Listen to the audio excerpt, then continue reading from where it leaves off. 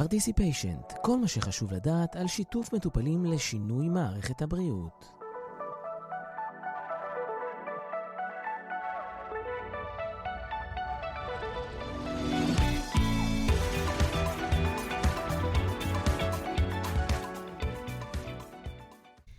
ערב טוב, אורי. ערב טוב ליאת, מה שלומך? בסדר גמור, מה שלומך?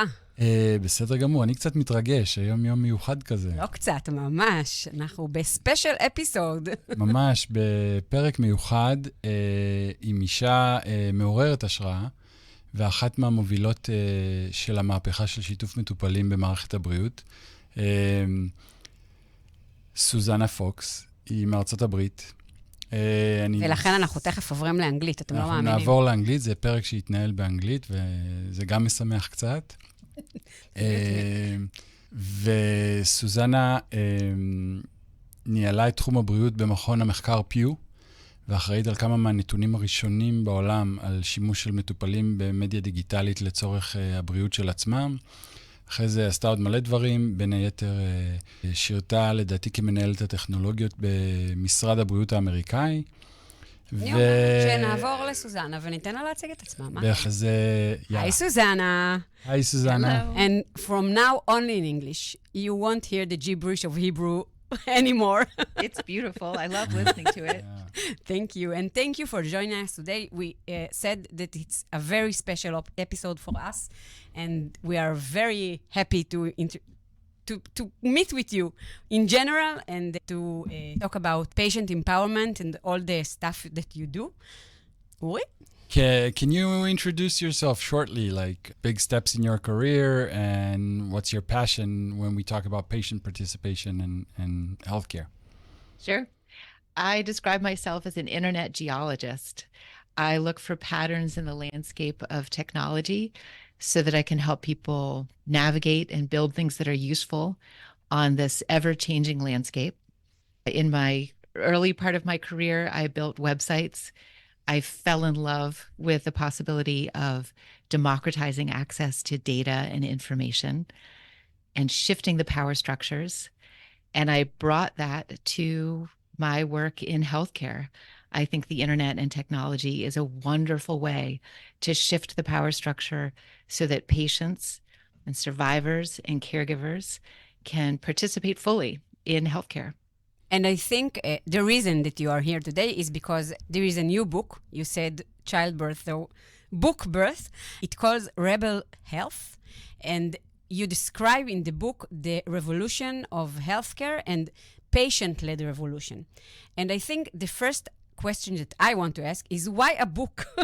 You talk about the digital world and I bought it on Amazon.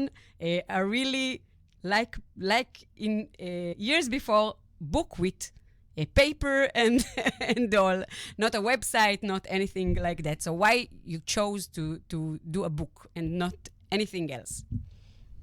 Well, you have a lot of choices. When you have something that you want to express to the world, you could write a song, you could start a company, you could write a book, you could have a podcast.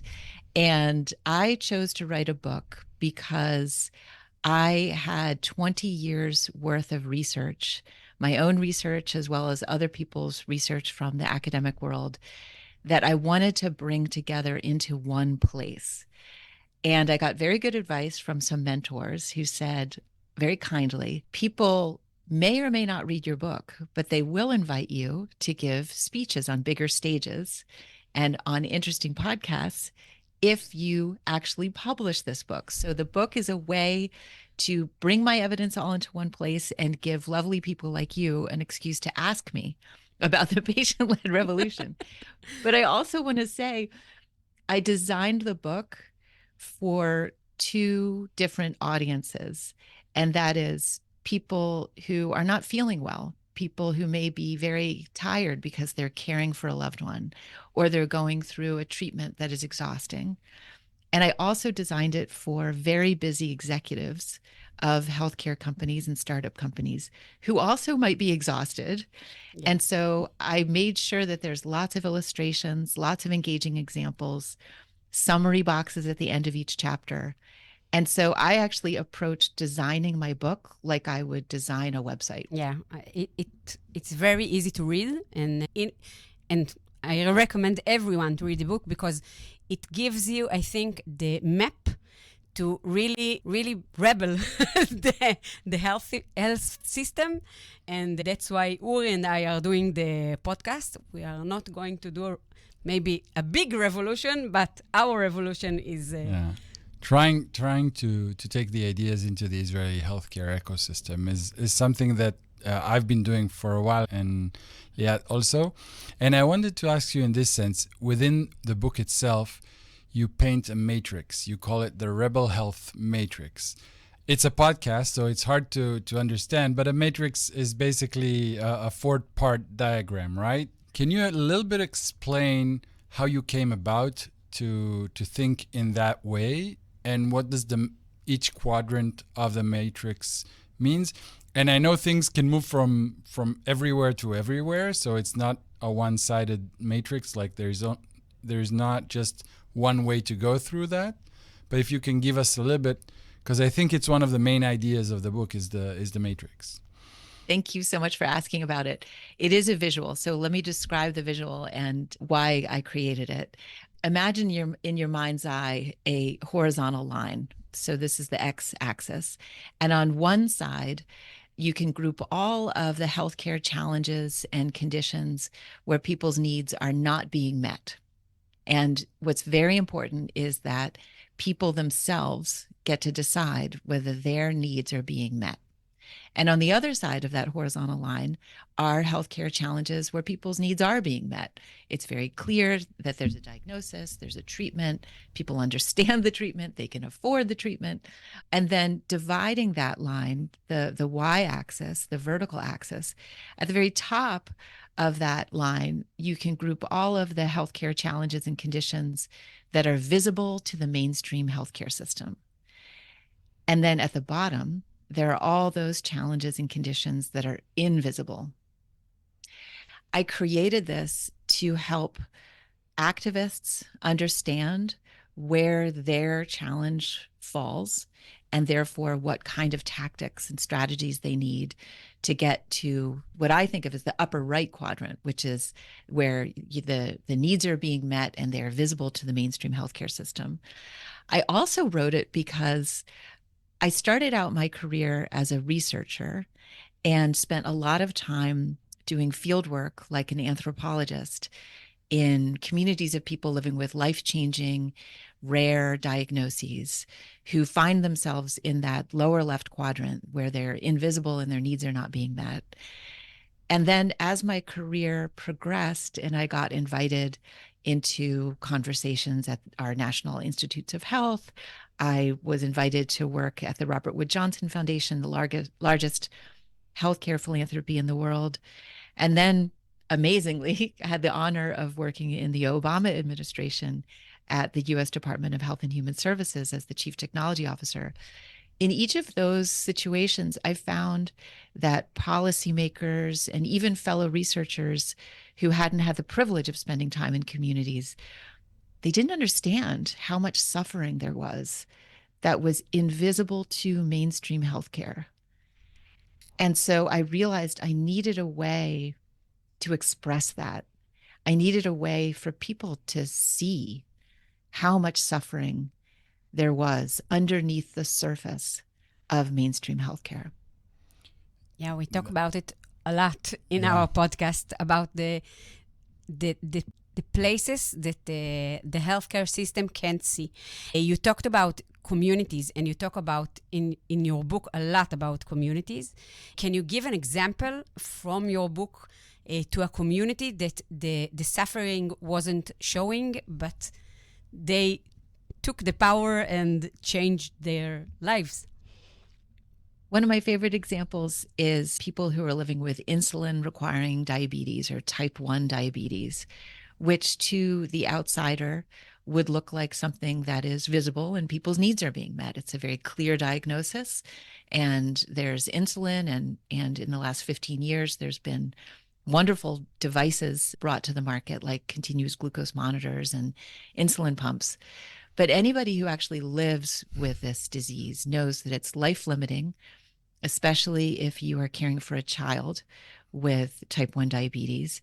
Parents actually set alarms throughout the night.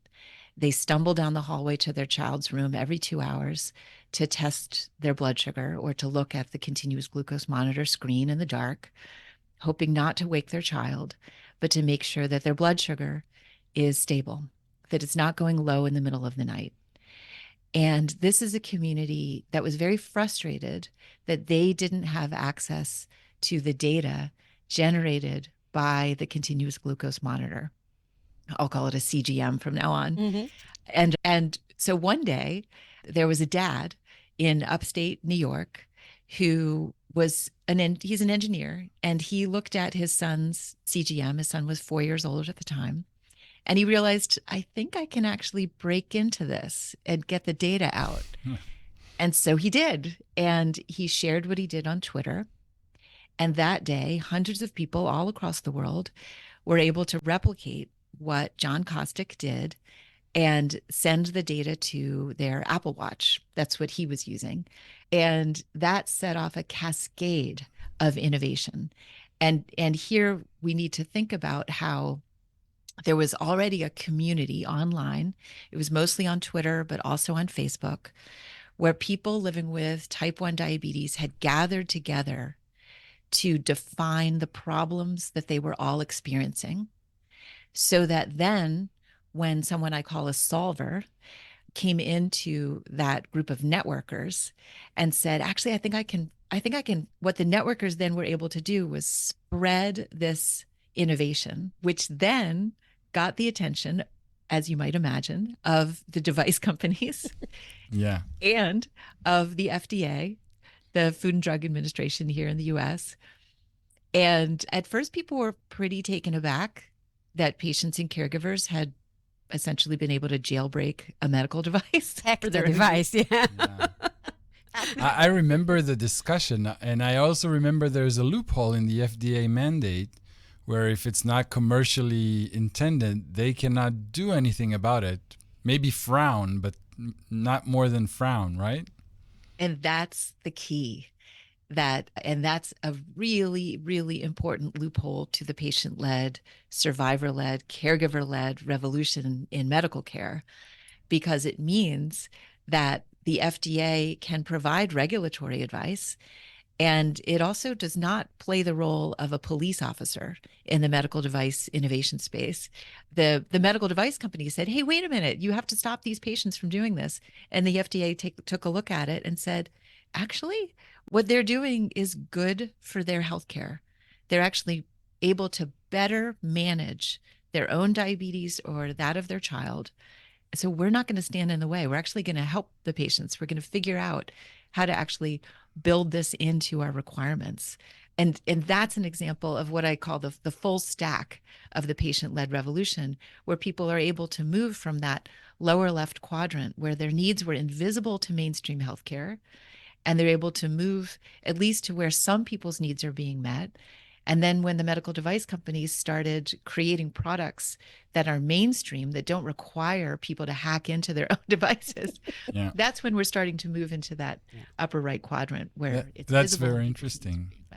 I was part of a community of juvenile diabetes parents, and I remember that they were talking about, giving extra sugar for their kids at night, which is not healthy for them because you don't want higher blood sugar levels, but they were better with that than getting a hypoglycemic child when they're asleep, and that could mean death, right? If it's Yes. untreated. So I remember parents doing that, knowing they are minimally harming their kids just because they want to be sure it doesn't happen. So this hack is so important, and making it into, I think last year, right, an FDA-approved platform is an amazing story.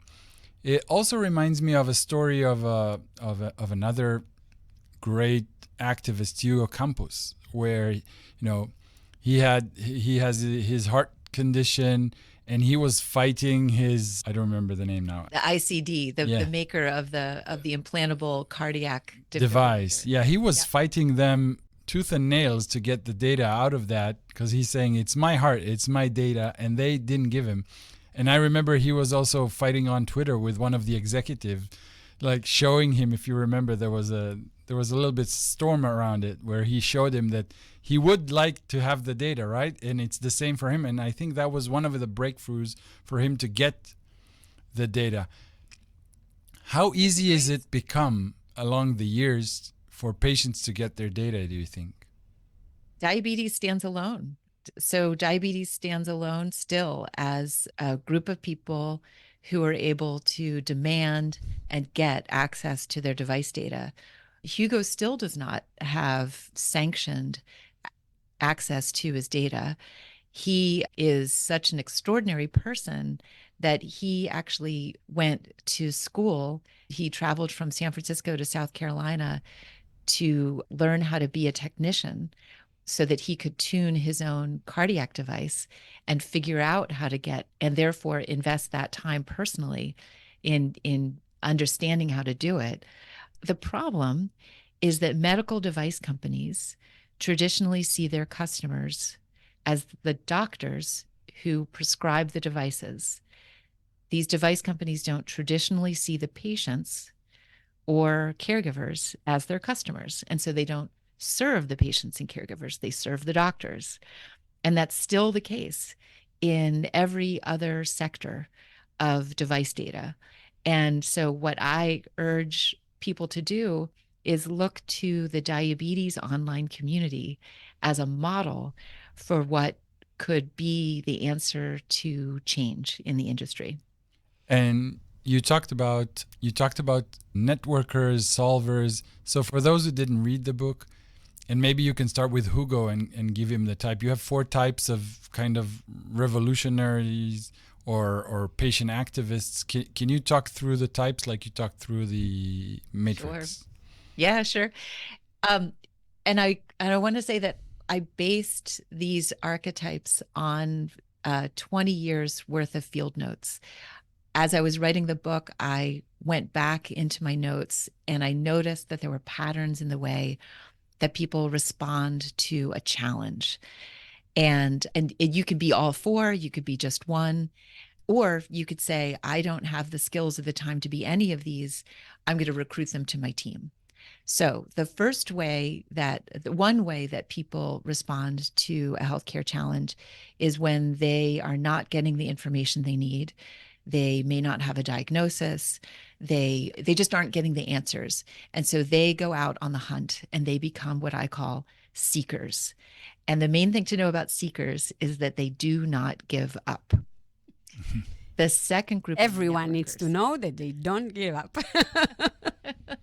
They will not stop. They will sneak under barriers, jump over barriers, go around barriers. They'll get what they need. If they have to steal it, they will. Networkers are people who form communities. They're the types of people that you'll see in your offline community who are organizing your neighbors to take action. They're the people who are starting Facebook groups or a hashtag on social media. They're gathering community and they pool resources and they learn in community. They're very, very powerful. And it's actually what most people think of when I start talking about e-patients and participatory patients. People say, oh, I know what you mean. It's the Facebook people. Yes, but that's only one of the 4 groups, networkers. The third group are solvers. Solvers are people who, if they encounter something that is not working, they want to take it apart and put it back together again. They want to look at a medical device. They want to break it down. They're also inventors. People living with disability are often solvers. They have to invent some way to navigate the world with maybe low vision or a dexterity challenge. A solver can also look at a system and see ways to improve it. The fourth group emerged as I was doing my interviews with e-patients and caregivers and survivors, talking to them about their journey through taking something to market or being successful in changing a regulatory structure.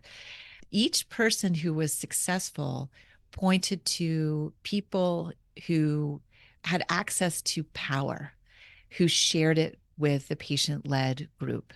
And so I came up with the name champions. Champions are people who have access to funding. They might be able to give regulatory advice. They might have access to labs or manufacturing facilities or special materials. A champion could also be a journalist, someone who's able to shine the very bright spotlight of mainstream attention on a problem. And that can be a powerful way for a caregiver-led, survivor-led, or patient-led team to scale up. You need all four of typecasts to make a revolution go well, or you can do it alone. If I'm a seeker, I can do a seeker's revolution. It depends on the problem that you're trying to solve. If you are an individual who feels that you're not getting answers, you can become a seeker.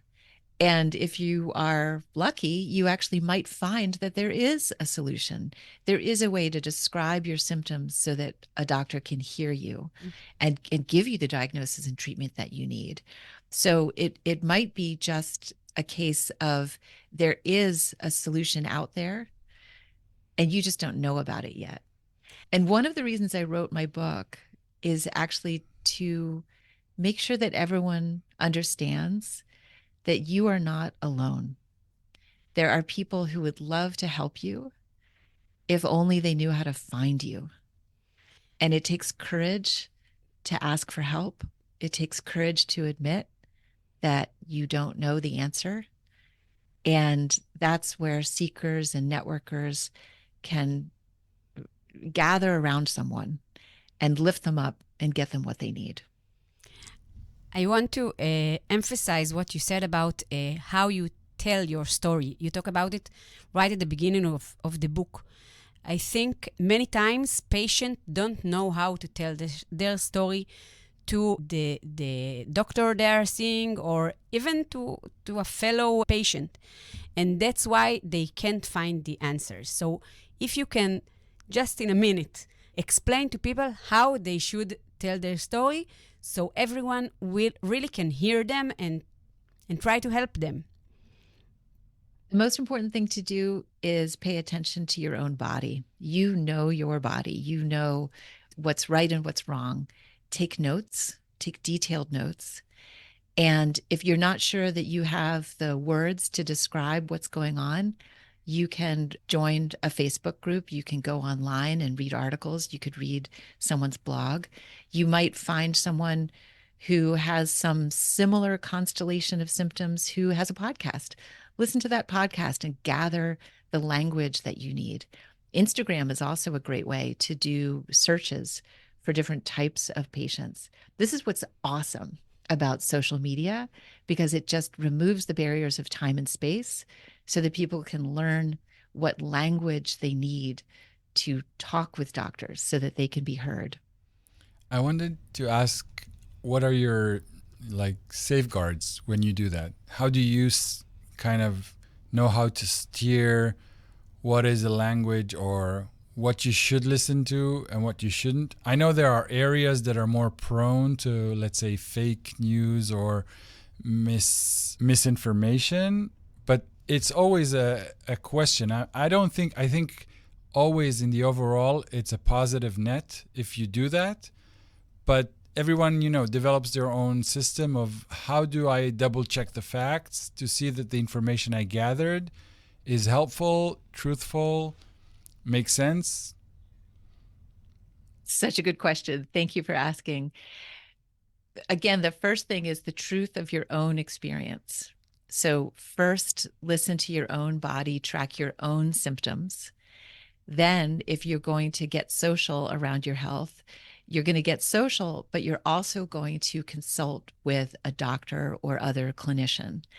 What you're doing by going online is gathering resources, multiple resources, not just one, that can help you better understand what's important as you're sorting through the symptoms that you are observing about yourself. Make sure that if you are going into an online community, make sure that it's a very active community, that there are lots of posts every day from lots of different kinds of people. Studies have shown that a healthy, vibrant, active online community almost has antibodies against false information, misinformation. If it's an active community and someone posts something that's incorrect, studies show that it's likely to be downvoted. It's likely to have comments attached to it that say, no, this isn't right. And so be very careful about that. Also, it's a good idea to fact check against, if you can, fact check what you find against the academic literature. The National Library of Medicine here in the US has this wonderful resource, PubMed, where you can search online and at least get abstracts, if not the full text, of medical journal articles. And, it's not perfect. There's actually misinformation that can be published in academic journals, but it's another source that you should definitely be aware of. But in the end, consult your doctor. All the people that I talk about in my book are pro-social, not anti-science. Yeah. Thanks. That's really good tips. I also want to talk about those archetypes, because you talk about these archetypes in patient. And when I was reading the book, I was thinking those are actually the archetypes of a good team wherever you are. Like if you work in a healthcare institution, those are the people you're looking in to break into innovation, to do new stuff. It's like archetypes for general innovation. It's not just patient-led revolution, right? It's more general than this in some ways. Yeah, I hope so. My focus for the last 20 years has been on healthcare, but I'm really interested in innovation of all kinds, product design, and I looked to the innovation scholarship to make sure that I was placing my archetypes and the Rebel Health Matrix in the context of other scholarship related to product innovation. And there's some really wonderful similarities in how work gets done. And, there was some great work that was being done in Austria and Germany around two scholars who looked at innovation in the design of kayaks. And I was really inspired by that, because actually one thing that they found is how important it is to be part of a community. If you're redesigning these kayaks, then you should be part of a community of kayakers. And that's how I feel about medical and assistive devices. It shouldn't be people who are creating these who aren't using them.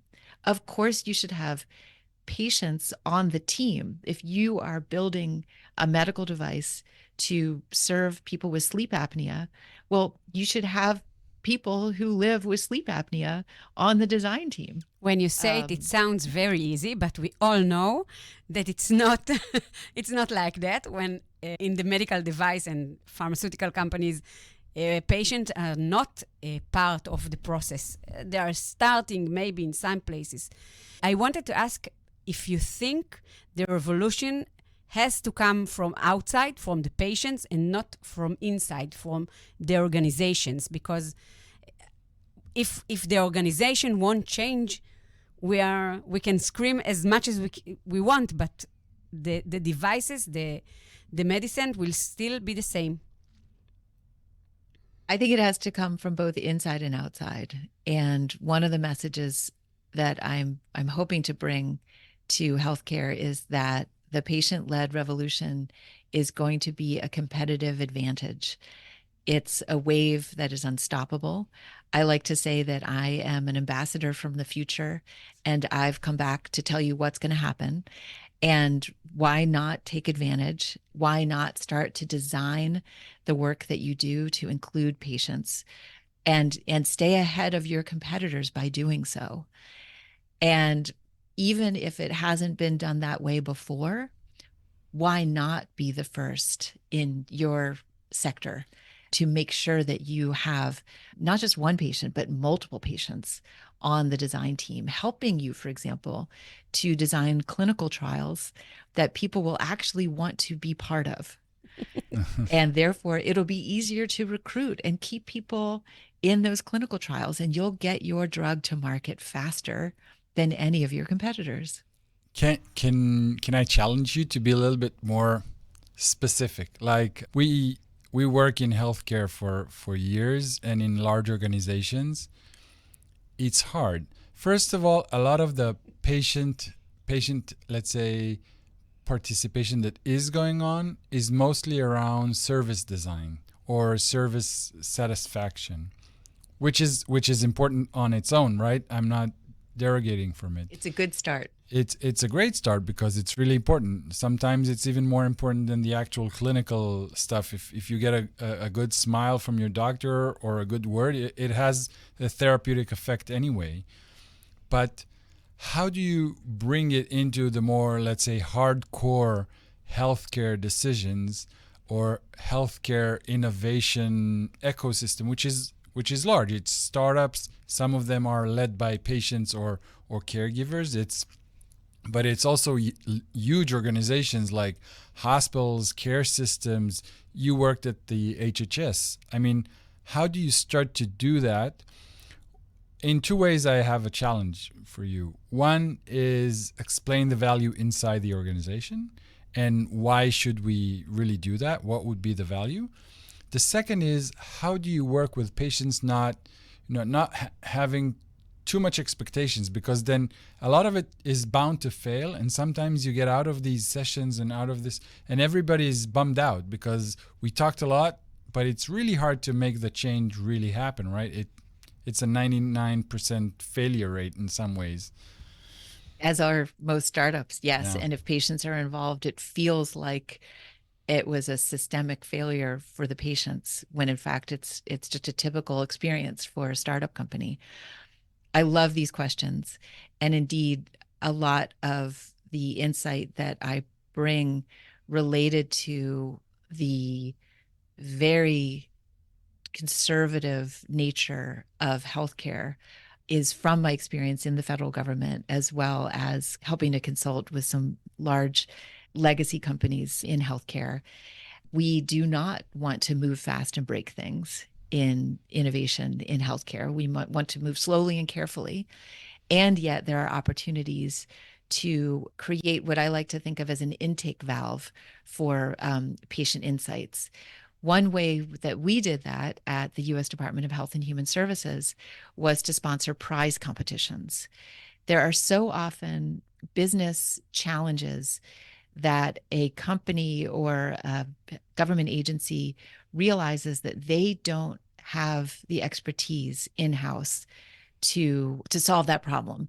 They can define the problem, but they actually don't know how to solve it. And that is the perfect opportunity for something called a prize competition, where you create a prize purse, you create some money and it doesn't even have to be that much money. And you describe very clearly in public this discrete challenge that you face. And then you open it up to all kinds of people to solve it. One way that you can bring patient insights is to actually require that all teams have someone with lived experience on the team in order to compete for the prize money. And this has been very successful in all kinds of domains. In the U.S. government, NASA is the greatest customer for the prize competitions. They've had incredible success, but the U.S. Department of Health and Human Services has done this as well. The reason why you should do it is to show executives that there are great ideas outside the company that they can tap into. What I found in my work while I was at HHS is that it actually wasn't very difficult to convince the top level executives that a prize competition or bringing in patient insights was a good idea. It also wasn't very difficult to convince the people who work on the front lines of healthcare, people who, for example, are nurses or work in hospitals on the front lines in patient care, they see every day that patients and caregivers have great ideas. The danger zone is what I like to call the permafrost of middle management. These are people who have worked their way up in a bureaucracy of a large company or a government agency. They have won the game as it's being played now. And they feel very uncomfortable if people are asked to change the rules of the game. What you need to do is show them that it's going to be to their advantage to let the people who work for them on the front lines have some more autonomy and have some ways to contribute to being part of a prize competition, for example. And executives can help in this project of getting the permafrost of the middle management to be part of this by actually making it part of their annual review. And to ask the middle management people, how have you included people with lived experience in the work that you do this past year? And to actually make it part of how people are evaluated. That's what I'd like to see in the future, because there is so much good that can happen because of this. That's what I think a forward-leaning company could do. It sounds like a great plan. But I can hear in my head all the bureaucracy and people are saying, no, it's okay how we do it right now. It's okay. Let's stay safe. It makes a lot of sense, but you probably know it's not an easy journey, right? Also, I wanted to ask, I think in this patient-led revolution, online communities were a breakthrough. And I think they're also like an untapped resource in terms of for institutions, for government, for large companies to tap and listen where it's legal and it's fine and it's known, like Twitter or whatever, where it's public. Do you see that also? Do you think like the idea that everything is now documented, as you said, barriers of time and space have been lifted? Do they listen? Do some of these organizations need to listen what's happening in their patient communities? I think they would do well to listen. I'll loop back to the diabetes community, where device companies and the American Diabetes Association and clinical groups did not see the patients coming. And patients were essentially able to sneak in the back door and start coming to conferences and start asking questions. And as it turns out, all of those patient activists who had gathered together online realized that they are not alone. They're not the only person that's struggling. And the strength of the online community, understanding that they're all experiencing this problem together, gave them the courage to start to go to medical conferences and start to ask questions of the FDA and of medical device companies. And what I'm happy to say is that the success of some companies is now becoming clear because they are listening to patients. Again, look at the diabetes space and see how innovation has spread in the last 10 years because of the spark of patient online communities of people living with diabetes. That's something that we can take inspiration from. And again, if you are an executive at a pharmaceutical company, if you are an executive at a device company, now is the time to start listening to patients. And I love that you brought up in public ways, let's look at Reddit, let's look at Twitter, let's look at Amazon reviews. There is so much great stuff in Amazon reviews where people are giving very clear feedback about the products that they're buying in the medical space. And are executives listening? I sure hope so. I'm not so sure. But I wanted to add, that's the word. I wanted to add to Uri's questions about online communities. You talk a lot in the book about, I forgot the word, מחלות נדירות. Rare disease. Rare disease. Thank you. Yes. Yeah, and the online community and how it gave them the empowerment to treat themselves, to know that you are not alone. So I would like you to give us a small example, because you have great examples on the book, and also maybe give some tips to people that live with rare disease. Thank you for asking. People living with rare diseases are actually a continual source of inspiration. I got advice early in my career to go and hang out with the rebels and the pioneers on the frontiers of healthcare. And that really is people living with rare disease. In the US, that's defined as people who have a disease that fewer than 200,000 are diagnosed. And Rare Disease Day is February 29th, Leap Day every year. One of my favorite examples is a man named Burt Minow, who was born in 1929 with full facial paralysis. And at that time in the US, his parents were advised to put him in an institution and forget about him. It's something that happened to many, many people, that if they were different, they were put away. And his parents said, no, we are going to keep him home.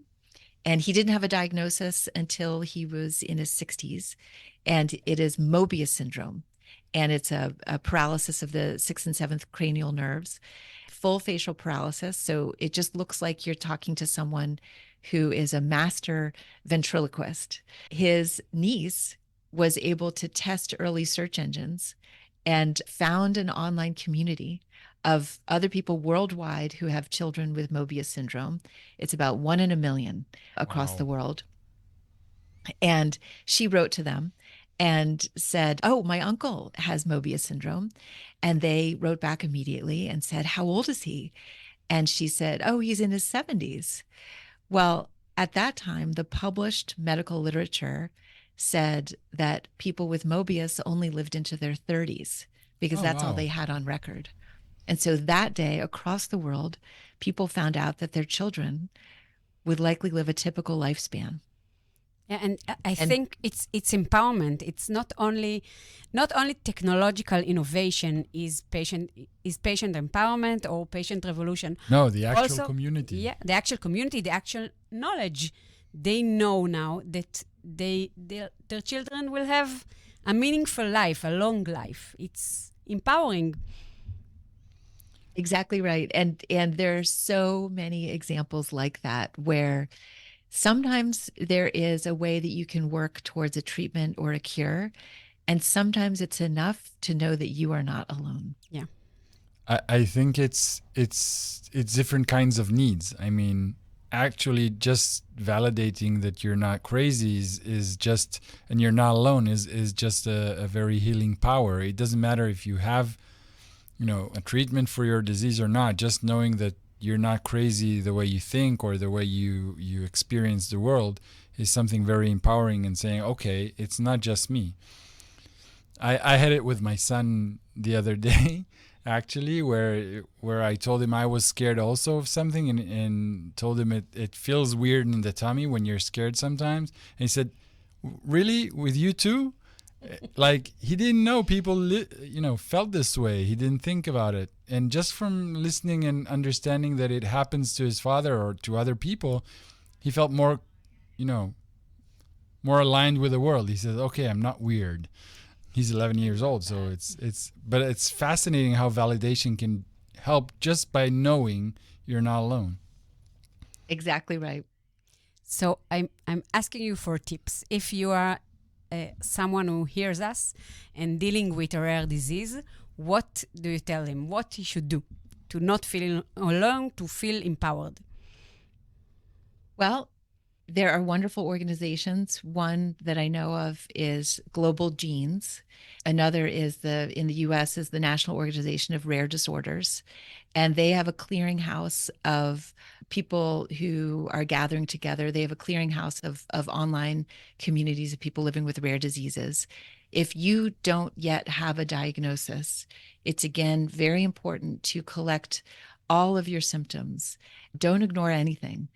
and see if you can align yourself with an organization or a community that has something similar, because it's often people who have something similar who can pass you along to the next guidepost and help you get toward the community that you really need to be part of. And again, if this sounds overwhelming to you, you don't have to become a networker. You could ask someone in your friend group. Maybe there's a family member who's a very natural networker who knows that you're suffering and wants to help. You can give that person all of the information and they can go out and join a community on your behalf. I think it's really, really great advice to be somewhere and they will forward you to the next place. So I think we had a very nice discussion and we're kind of nearing the end. So can you tell the public where they can get your book and how? Sure. So it was published by MIT Press and it is available as an audiobook, a digital book, or a hardcover. For international distribution, I think only the hardcover. We tried it. Yeah, only the hardcover so No, far. no. I got it on my Kindle. Ori is hacking. Oh, I just pressed Kindle.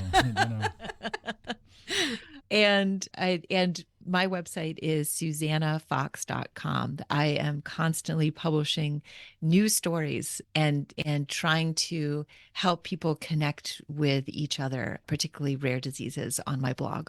Yeah, and I'll snitch. You have also a LinkedIn blog, which is great, where you write also and publish, and you can subscribe and get it to your email.